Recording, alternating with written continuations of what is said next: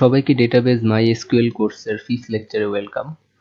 আজকের লেকচারটা বেশ ইম্পর্টেন্ট, কারণ আজকে আমরা কনস্ট্রেন্ট নিয়ে কথা বলবো এবং আমরা দেখব যে একটা টেবিল কিভাবে কনস্ট্রেন্ট ইউজ করে ডিফাইন করা যায়। আর আমরা কিছু কনস্ট্রেন্ট দেখব, যেমন নট নাল, ইউনিক, প্রাইমারি কি, চেক, ডিফল্ট, অটো ইনক্রিমেন্ট, এগুলোর ইউজ দেখব। সো চলুন শুরু করা যাক। প্রথমেই যদি আসি যে কনস্ট্রেন্ট আসলে কি। সো কনস্ট্রেন্টের শাব্দিক অর্থ হচ্ছে বাধা, আর আমরা এই বাধাটাই ইউজ করব আমাদের টেবিল ক্রিয়েশনের সময়। So predefined rules and restrictions that are enforced in a single column or multiple columns. এটা হচ্ছে আমরা যদি SQL এর ভাষায় কনস্ট্রেন্ট বুঝতে চাই তাহলে হচ্ছে জিনিসটা এরকম।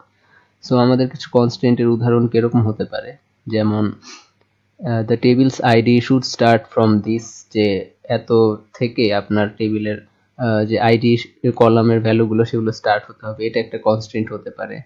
তারপর হতে পারে যে আইডি শুড বি ইউনিক, যে আমরা আইডি গুলো ইউনিক আকারে চাই, এটাও একটা কনস্ট্রেন্ট। তারপরে হচ্ছে there can not be any null values in the table, এটাও একটা কনস্ট্রেন্ট, এটসেট্রা। সো আমরা কনস্ট্রেন্ট শুরু করার আগেই আমরা হচ্ছে একটা ছবি দেখি। এটা হচ্ছে male of different ages. So একটা মানুষের বিভিন্ন এজের মানুষদের আর কি একসাথে দেখানো হয়েছে, বিভিন্ন পিরিয়ডের।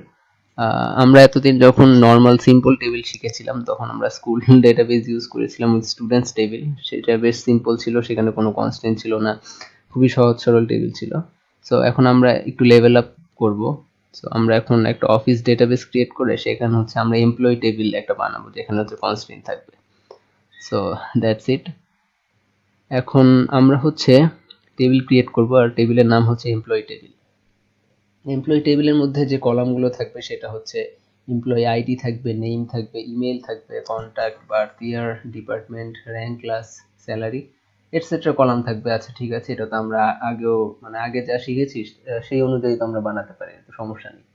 সো আর যদি আমরা কনস্ট্যান্ট এখানে হচ্ছে প্রয়োগ করি তাহলে হচ্ছে আমরা এই ব্যাপারগুলো পাই যে আমাদের এমপ্লয়ি টেবিল সেটা আমাদের প্রাইমারি কি হতে হবে, আর শুরু হতে হবে 101 থেকে। আমাদের নেম ক্যান নট বি নাল, অবশ্যই সব এমপ্লয়িরই নাম থাকবে, সো এটা নাল হতে পারবে না। ইমেইল শুড বি ইউনিক, সবার ইমেইলে আলাদা আলাদা হতে হবে, কারণ দুইজন মানুষের তো সেম ইমেল হওয়া উচিত না, তাই না? তারপর হচ্ছে কন্ট্যাক্ট, সবারই কন্ট্যাক্ট নাম্বার থাকা উচিত, সো এটাও নাল হতে পারবে না। আর আমরা চাই না যে আমাদের এমপ্লয়ি কেউ 1980s এর আগের কেউ হোক আর কি, আমরা চাই যে আমাদের এমপ্লয়ি সবাই হচ্ছে 1980 বা তার উপরে, এমন বার্থ ইয়ার থাকুক আর কি সবার, এমন থাকার কথা।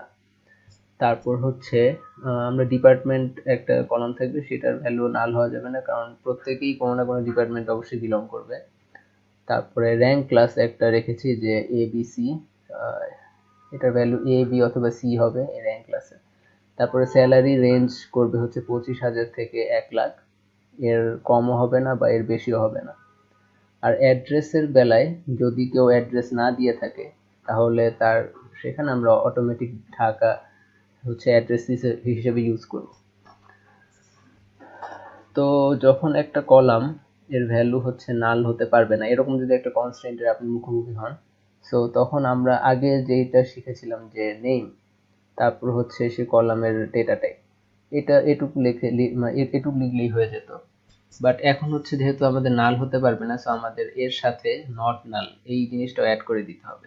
সো আমাদের কোনো কলাম যদি নট নাল হয়, এরকম সিচুয়েশন হয়, তাহলে আমরা হচ্ছে তার নাম, তার ডেটা টাইপ, আর অ্যাট দ্য সেম টাইম পাশে দিয়ে নট নাল এটা ডিফাইন করে দিব। তারপরে হচ্ছে যদি আমাদের কন্ডিশন অ্যাপ্লাই করা লাগে, যেমন আমরা চাচ্ছিলাম যে বার্থ ইয়ার হচ্ছে যাই হোক 1980 বা তার হচ্ছে তার উপরে হবে। সো এটা আমরা এইভাবে ইমপ্লিমেন্ট করতে পারি যে মানে হচ্ছে তার কলামের নাম, তার ডেটা টাইপ, তারপরে চেক করব কি ব্র্যাকেট দিয়ে বার্থ ইয়ার যেন 1980 বা তার উপরে হয়। তারপরে এরকম আরেকটা ছিল যে র্যাঙ্ক ক্লাস হচ্ছে এ বি অথবা সি হওয়া লাগবে। সো এখানেও আমরা এই চেকটা ইউজ করব, এখানে আমরা হচ্ছে ক্যারেক্টার টাইপ ইউজ করেছি। সো র্যাঙ্ক ক্লাস যেহেতু একটাই ক্যারেক্টার, সো আমরা এখানে ভ্যারিয়েবল ক্যারেক্টার বা হচ্ছে ওগুলো ইউজ করি নাই, জাস্ট ক্যারেক্টার 1। আর এখানে হচ্ছে র্যাঙ্ক ক্লাস এ অর হচ্ছে আমাদের rank class B or rank class C. এই কন্ডিশনাল স্টেটমেন্ট এসব নিয়ে হচ্ছে আমরা আগেও কথা বলেছি।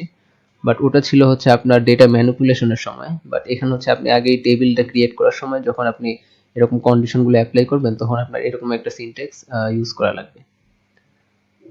তারপরে আসি যে যখন আপনি হ্যাঁ, যখন যদি কোনো ভ্যালু আপনার নাল চলে আসে, যে আপনার কোনো ভ্যালু আসেনি সেখানে নাল বসাতে হবে। সো সেটাকে আপনি চেঞ্জ করে যদি একটা ডিফল্ট ভ্যালু দিতে চান, যে নাল থাকলে আমি নাল রাখতে চাই না আমি অন্য একটা ভ্যালু রাখতে চাই, সো তখন হচ্ছে আপনি এরকম একটা কিওয়ার্ড আছে ডিফল্ট, এটা ইউজ করবেন। প্রথমে কলামের নাম, তার ডেটা টাইপ, তারপর ডিফল্ট লিখে আপনি কোন ভ্যালুটা ডিফল্ট হিসেবে দিতে চান সেটা এখানে দিবেন। যেমন আমাদের ক্ষেত্রে বলা ছিল যে কোনো অ্যাড্রেস না থাকলে সেখানে হচ্ছে ঢাকা দিয়ে দিতে। সো আমরা এখানে যে ডিফল্ট হচ্ছে ঢাকা ইউজ করেছি। তারপর আসা যাক যখন হচ্ছে আপনার কোনো কলামের ভ্যালুগুলো আপনি ইউনিক এটা ডিফাইন করতে চান। যেমন আমরা বলেছিলাম যে ইমেইল সবার আলাদা আলাদা হওয়া লাগবে। সো আমরা এখানে ইমেইলটাকে ইউনিক হিসেবে দেখতে চাই। সো আমরা প্রথমে নর্মালি ইমেইল হচ্ছে ভ্যারিয়েবল ক্যারেক্টার নট নাল, এটা নর্মালি আমরা ডিফাইন করলাম। আর শেষে দিয়ে আমরা জাস্ট আরেকটা জিনিস অ্যাড করে দিব যে ইউনিক, আর এটা হচ্ছে একটা ইমেইল। সো ইমেইলটা ইউনিক হলে এরকম হচ্ছে দিয়ে দিব। তারপরে হচ্ছে আরেকটা ছিল যে আমাদের আইডিটাকে প্রাইমারি কি হওয়া লাগবে। সো আমরা হচ্ছে প্রাইমারি কিটাও সিনট্যাক্সটা অনেকটা ইউনিকের মতোই, জাস্ট সেখানে ইউনিক লিখে হচ্ছে ওই কলামের নামটা লিখে দেওয়ার ব্যাপারটা ছিল। আর এখানে আপনি একই জিনিস যে প্রাইমারি কি ইউজ করে আইডিটা ইউজ করবেন। আর আরেকটা জিনিস বলে রাখা ভালো যে আপনি যখন প্রাইমারি কিটা ইউজ করবেন তখন কিন্তু অটোমেটিক ইউনিকের কাজটা হয়ে যাবে। কারণ হচ্ছে প্রাইমারি কি হওয়ার জন্য তার অন্যতম প্রি রিকোয়েজাইট যে সেই কলামের ভ্যালুগুলোকে অবশ্যই ইউনিক হতে হবে। সো আপনি যখন প্রাইমারি কিটা ইউজ করবেন তখন এই ভ্যালুগুলো কিন্তু অটোমেটিক ইউনিক হয়ে যাবে। ঠিক আছে, ওকে। সো এরপরে আরেকটা ছিল যে আমাদের যদি প্রাইমারি কিটা অটো ইনক্রিমেন্টেড এরকম একটা আমরা চাই, যে আমাদের সাপোজ যে এরকম কোয়েশনে দেওয়া ছিল যে 101 থেকে শুরু হওয়া লাগবে। সো আমরা এই অটো ইনক্রিমেন্ট এটা ফলো করতে পারি। তখন হচ্ছে আমরা যখন প্রথমে ইনসার্ট করব তখন হচ্ছে আচ্ছা ধরুন হচ্ছে আমরা যদি অটো ইনক্রিমেন্ট না দিতাম তাহলে আমাদের প্রাইমারি কি গুলো হচ্ছে আমাদের অটোমেটিক হচ্ছে 1 2 3 এভাবে হয়ে আসতো, আমরা যেরকম আগে দেখেছিলাম। সো এরকম 1 2 3 যদি আমরা না চাই, আমরা চাই যে একটা সার্টেন ভ্যালু থেকে শুরু হোক, যেমন আমরা চাচ্ছিলাম যে 101 থেকে শুরু হোক। সো সেই ক্ষেত্রে আমরা এরকম অটো ইনক্রিমেন্ট এটা ইউজ করে তারপর হচ্ছে আমরা এখানে আবার অটো ইনক্রিমেন্ট লিখে এই সেমিকোলনের আগে, এই ফার্স্ট ব্র্যাকেট এখানে শেষ, তারপর সেমিকোলনের আগে আমরা জাস্ট অটো ইনক্রিমেন্ট এখানে যেটা লিখেছিলাম সেটা এখানে লিখে ইকুয়াল টু 101। যদি আমরা চাইতাম যে 2000 থেকে শুরু হোক তখন এখানে আমরা 2000 লিখে দিতাম। আর হচ্ছে হ্যাঁ, আগের মতো প্রাইমারি কি ডিফাইন করা আছে, আর এটাকে আমরা অটো ইনক্রিমেন্ট চাই এত থেকে। এটা হচ্ছে আপনার ধরেন আপনি যদি মাইক্রোসফট এসকিউএল সার্ভার ইউজ করেন তখন হচ্ছে আবার দেখবেন যে সেখানের কোয়েরিটা একটু অন্যরকম, সেখানে হচ্ছে প্রাইমারি কি আইডেন্টিটি এরকম একটা কিছু ইউজ করা হয়, বাট এখানে এরকম না, এই সিনট্যাক্সটা একটু আলাদা। সো এভাবে এই জিনিসটা এরকম কাজ করে। সো চলুন আমরা হচ্ছে এখন আমাদের ওয়ার্কবেঞ্চে চলে আসি। সো ওয়ার্কবেঞ্চে প্রথমে হচ্ছে আমরা এই অফিস ডেটাবেসটা ক্রিয়েট করেছি। এই যে অফিস অলরেডি সিলেক্ট করা আছে। তারপর হচ্ছে গিয়ে আমরা এখানে এমপ্লয়ি টেবিলটা ক্রিয়েট করব।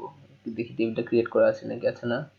সো এই টেবিলে আমি হচ্ছে এতক্ষণ হচ্ছে স্লাইডে যা দেখিয়েছি মোটামুটি সবগুলো এখানে ইমপ্লিমেন্ট করা আছে, যে employee ID, integer, not null, auto increment 101 থেকে, তারপর name variable character not null, ইমেইলও নট নাল, কন্ট্যাক্টের বেলায় আমরা হচ্ছে এখানে যখন 11 দিয়ে দিয়েছি তার মানে 11টাই ক্যারেক্টার সে ইউজ করবে, 11টার বেশি ইউজ করতে পারবে না, কারণ আমাদের বর্তমানে বাংলাদেশের মোবাইল নাম্বারগুলোতে 11টাই ডিজিট থাকে।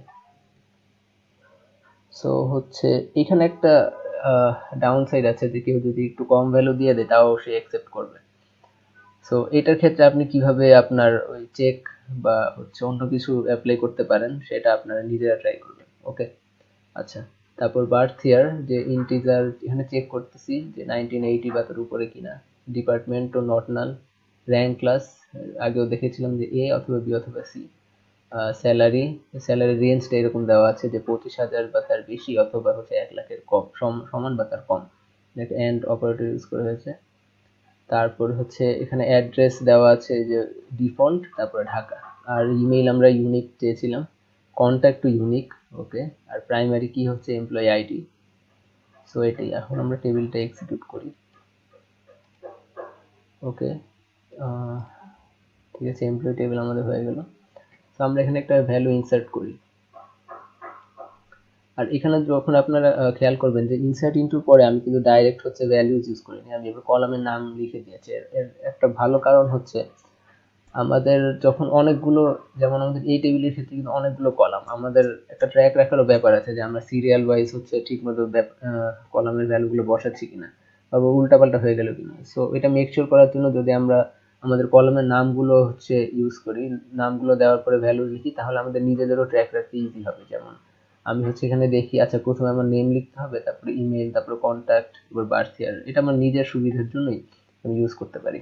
আর আরেকটা জিনিস, যে আমরা যখন প্রাইমারি কিটা হচ্ছে এখানে ডিফাইন করে দিয়েছি, অটো ইনক্রিমেন্ট সবকিছু ডিফাইন করে দিয়েছি, প্রাইমারি কিটা কিন্তু আর আমাদের ইনপুট হিসেবে দেওয়া লাগবে না। সো আমরা এখানে নেম থেকেই শুরু করেছি, আর এটা অটোমেটিক নিজে থেকেই হচ্ছে মানে অ্যাড হয়ে যাবে। সো ইমেল দিলাম, কন্ট্যাক্ট দিলাম, বার্থ ইয়ার সবই দিলাম। সো ইনসার্ট করি। ওকে, ডেটা হ্যাজ বিন ইনসার্টেড, টেবিলে ডেটার ভ্যালুটা চেক করি। সো এই যে ইনসার্ট হয়ে গেল, এমপ্লয়ি আইডি 101 থেকে শুরু হয়েছে, আর এখানে সব দেওয়া আছে।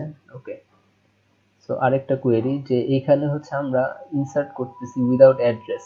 আমাদের এবার অ্যাড্রেস হচ্ছে আমরা দিয়ে দিয়েছিলাম চট্টগ্রাম, বাট এবার আমরা অ্যাড্রেস দিব না। আর এট দ্য সেম টাইম আরেকটা জিনিস দেখবো যে আমাদের র্যাঙ্ক ক্লাস কলামটা, সেটার ভ্যালুটা আমরা একটু চেঞ্জ করি। যেমন আমাদের র্যাঙ্ক ক্লাসের হচ্ছে কনস্ট্যান্ট দিয়ে দিয়েছিলাম যে এ, বি অথবা সি, এই তিনটার মধ্যে যে কোনো একটা হওয়া লাগবে। তো আমি এবার ডি দিয়ে দিই, ডি দিয়ে ইনসার্ট করার ট্রাই করি, আর অ্যাড্রেস কিছু দিব না। সাপোজ অ্যাড্রেস কিছু না দিলাম, ইনসার্ট করি, নাম চেঞ্জ করে দিয়েছি। সো এই যে আমাদের একটা ইরর দিয়েছে, সেটা হচ্ছে কনস্ট্রেন্ট অফ এমপ্লয়িটা হচ্ছে ভায়োলেটেড। সো আমরা এখন হচ্ছে এটাকে সাপোজ সি দিয়ে দিই। এই যে এখন কিন্তু আমাদের ঠিকই ইনসার্ট হয়েছে।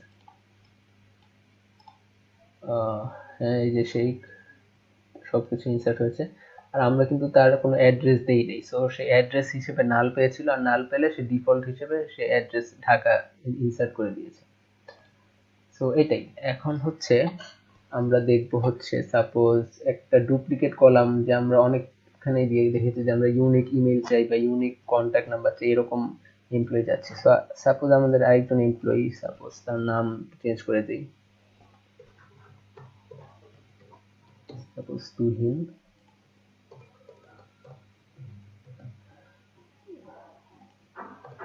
তুহিনের জিমেল চেঞ্জ করে দিলাম, কন্ট্যাক্ট নাম্বার সেম থাকুক, যে একই নাম্বারের ইনসার্ট নেয় কিনা সেটা আমরা দেখবো। আর এগুলো যা আছে তাই, স্যালারি 35। ওকে, ইনসার্ট করি। এই যে এখন হচ্ছে আবার ইরর দিয়েছে যে ডুপ্লিকেট এন্ট্রি। সো কন্ট্যাক্টে এটাও বলে দিয়েছে যে কন্ট্যাক্টে ডুপ্লিকেট এন্ট্রি হয়েছে। তো আমরা এটা সাপোজ কন্ট্যাক্টটা চেঞ্জ করে দিই। ওকে, ইনসার্ট করি, এখন কিন্তু ইনসার্ট হয়েছে। এখন একটা মজার জিনিস দেখবো, সেটা হচ্ছে আমরা চেক করি আমাদের টেবিলটা। আমাদের টেবিলটা যদি আপনি একটু খেয়াল করেন, সেটা হচ্ছে আমাদের নতুন এমপ্লয়ি তুহিনের এমপ্লয়ি আইডি কিন্তু আর 103 না, এটা কিন্তু 104। এটার কারণটা যদি বলতে যাই, সেটা হচ্ছে মাই এসকিউএল এর ক্ষেত্রে আপনার যখন এই ডুপ্লিকেট এন্ট্রি টাইপের এররটা আসে, তখন সে ইনসার্ট তো করে না, ঠিক আছে, কিন্তু at the same time say primary কি এর ভ্যালুটা কিন্তু এক বাড়ায় দেয় ঠিকই। সো আমাদের প্রথমত ডাটাটা ইনসার্ট হয়নি, কিন্তু পরে যখন আবার ইনসার্টেড হলো, তখন এমপ্লয়ি আইডি সে আবার ওই 103 করেছিল, ওখান থেকে আবার 104 এন্ট্রি করে 104ই এন্ট্রি করে দিয়েছে। সো এটা একটা কাইন্ড অফ একটা সমস্যা, যে আপনার এমপ্লয়ি এইটি মানে এই এখানে হচ্ছে আপনার যদি সিরিয়াল ওয়াইজ থাকতো আপনার জন্য সুবিধা হতো। বাট হচ্ছে মাই এসকিউএল এর ব্যাপারটাই এরকম, যে ওরা হচ্ছে এরকমই করবে, মানে জিনিসটাই এরকম। এটার সলিউশনের ক্ষেত্রে হচ্ছে এটা আসলে সলিউশন কি, সো এটা নিয়ে আমি একটু দেখার ট্রাই করেছিলাম। সো এই কোড রিডাইরেক্ট এই ওয়েবসাইটটা হচ্ছে এরকম। এটা হচ্ছে একটা কোয়েশ্চেন এসেছিল যে prevent auto increment duplicate insert, যে এরকম আহ, যে auto increment ID value increases even if the insert was ignored, মানে আমাদের ক্ষেত্রে যেটা হয়েছে।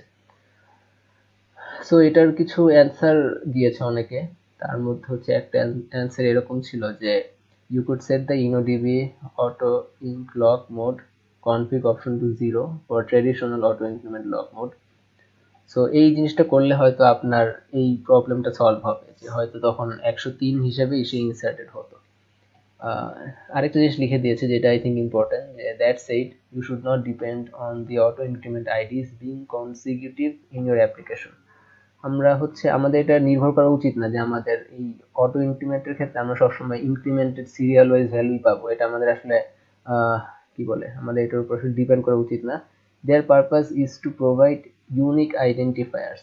আমাদের যে এমপ্লয়ি আইডি গুলো যে ইউনিক, মানে সেটাই হচ্ছে তাদের আসলে পারপাস, মেইন পারপাস। তাদের যে সিরিয়াল ওয়াইজ আসতে হবে এরকম কোনো কথা নেই।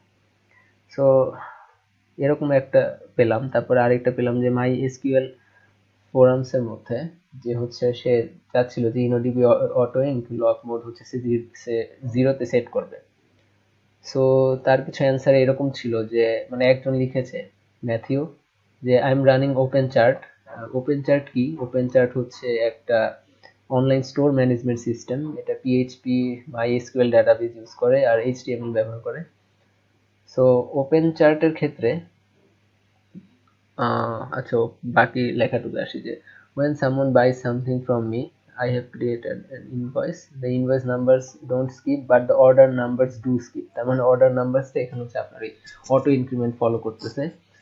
সো যখন ট্যাক্স অফিসাররা আসে জার্মানিতে, তখন তারা হচ্ছে মিসিং অর্ডারগুলো দেখে আর হচ্ছে একটু প্রবলেম করে আর কি, যে এরকম কেন, অর্ডারও তো সিরিয়াল ওয়াইজ থাকা উচিত। সো সে আসলে চেঞ্জ করতে পারবে না ওপেন কার্ড কিভাবে কাজ করে, আর এটাই। সো তার অ্যান্সারে হচ্ছে একজন লিখেছিল যে হচ্ছে auto increment can not guarantee strict sequentiality, only uniqueness. আর হচ্ছে সে আর যেটা বললো যে আপনি যদি এরকম অর্ডারটা এত সিকোয়েন্সিয়ালি দরকার হয়, তাহলে আপনি ওপেন কার্ড যেহেতু প্রোভাইড করতেছেন না, আপনি অন্য কোনো সফটওয়্যারে সুইচ করেন। সো এরকমই, এটা একটা প্রবলেম। এই প্রবলেমটা হচ্ছে খুব একটা মেজর না, কারণ আপনি যে প্রাইমারি কিটা ডিফাইন করেছেন সেটার মূল উদ্দেশ্যই হচ্ছে আপনাকে একটা ইউনিক আইডি প্রোভাইড করা, আর সেটা সে ঠিক মতোই প্রোভাইড করতেছে। আর এটা একটা সিরিয়াল ওয়াইজও ইনক্রিমেন্ট হইতেছে, সো এটাও আপনার জন্য বেনিফিশিয়াল।